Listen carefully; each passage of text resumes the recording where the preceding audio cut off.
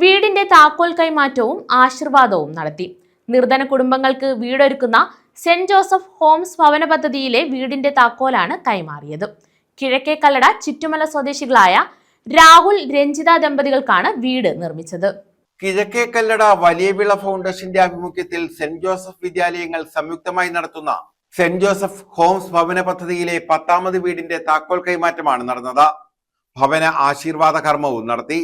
കിഴക്കേക്കല്ലട നിലമേൽ ചിറ്റുമല കാഞ്ഞിരംവിള വീട്ടിൽ രാഹുൽ രഞ്ജിത ദമ്പതികൾക്കാണ് വീട് നിർമ്മിച്ചു നൽകിയത്. വീടിന്റെ താക്കോൽ കൈമാറ്റം foundation chairman doctor Joseph D Fernandes നിർവഹിച്ചു.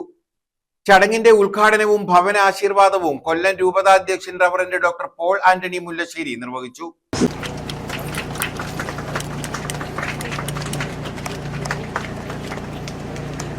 ഡോക്ടർ ജോസഫ് ഡി ഫെർണാണ്ടസിന്റെ ജന്മദിനത്തോടനുബന്ധിച്ച് നടത്തിയ ചടങ്ങിൽ ഭിന്നശേഷിക്കാർക്കായി പേരയം ഗ്രാമപഞ്ചായത്തിലെ പ്രൈമറി ഹെൽത്ത് സെന്ററിലേക്കുള്ള വീൽ ചെയറുകളുടെ വിതരണവും നടന്നു.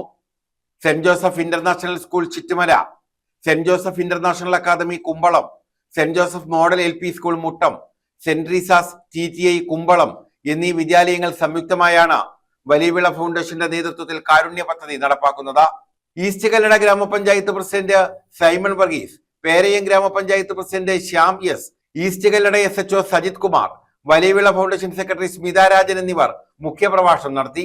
ഈസ്റ്റ് കല്ലട ഗ്രാമപഞ്ചായത്ത് വൈസ് പ്രസിഡന്റ് ജയശ്രീ, പഞ്ചായത്ത് അംഗം advocate Anuja V Gopal, advocate CG Gopukrishnan, Kizhakkekallada grama panchayat secretary in charge Sankarankutty, Perayam grama panchayat standing committee chairperson Bency Benny, Perayam PHC medical officer doctor Sheeja, saint Joseph homes vice president Shibu Vadakkadatha, joint secretary Praveen Kumar, saint Joseph homes programme convener Revathi Praveen എന്നിവർ പങ്കെടുത്തു.